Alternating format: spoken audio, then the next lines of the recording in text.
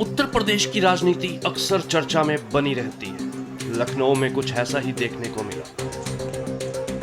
जयप्रकाश नारायण की जयंती पर बुधवार को सपा के राष्ट्रीय अध्यक्ष अखिलेश यादव के जेपी एनआईसी जाने से रोकने के लिए एलडीए ने मंगलवार देर शाम गेट पर ताला लगा दिया। इतना ही नहीं, गेट को फांदकर कोई बाहर से भीतर ना पहुंच सके, इसके लिए लोहे की चादर की दीवार भी लगा दी गई। लेकिन जैसे ही अखिलेश यादव जेपी एनआईसी पहुंचे तो सपा कार्यकर्ताओं ने गेट को फांदना शुरू कर दिया। इसके बाद कुछ तस्वीरें सामने आई जिसमें खुद अखिलेश यादव भी गेट को फांदते हुए दिखाई दे रहे थे। फिलहाल पुलिस ने हल्का बल प्रयोग कर भीड़ को हटाया। जैसे पहले कार्यक्रम समाजवादी लोग करते रहे हैं, उसी तरीके से आज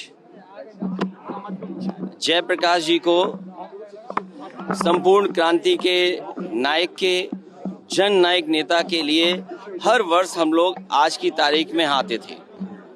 और ये कोई पहली बार नहीं है कि इस जेपी समाजवाद म्यूजियम में हम लोग माल्यार्पण करने पहली बार आ रहे हों। लेकिन पता नहीं सरकार टीन की शेड लगा करके, टीनें लगा करके, दरवाजा बंद कर करके, ताला लगा करके पता नहीं क्या बताना चाहती थी। ये वही जेपी है जिन्होंने संपूर्ण क्रांति का नारा दिया था, और वो इसलिए दिया था कि उन परिस्थितियों में उस समय पर चरम सीमा पर महंगाई थी, चरम सीमा पर बेरोजगारी थी, चरम सीमा पर भ्रष्टाचार था, और न जाने कितना उनके साथ देश के समाजवादी नेताओं को जेल जाना पड़ा, इमरजेंसी लगी। और जिस समय वो पीजीआई अस्पताल में थे, उस समय जो उन्होंने जेल डायरी लिखी, उसमें लिखा कि मैं कैसे सोच सकता हूँ एक लोकतांत्रिक देश में इमरजेंसी लग जाएगी। उसमें न जाने कितने लोगों को जेल भेजा गया।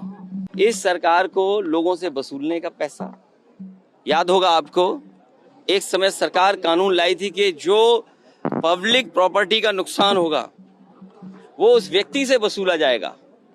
और अभी आपने अखबारों में पढ़ा होगा कि एक सड़क खराब बनी थी, जो दोषी थे उससे वसूलने के लिए सरकार ने निर्णय लिया है।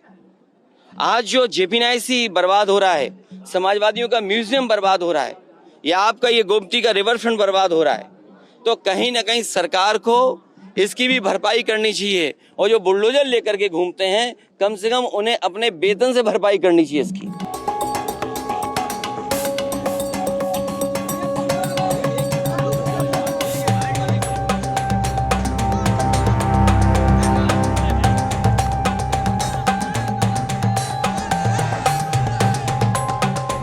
हमसे जुड़े रहने के लिए हमारे YouTube चैनल को सब्सक्राइब करें और नई वीडियो की नोटिफिकेशन के लिए बेल आइकॉन को दबाएं।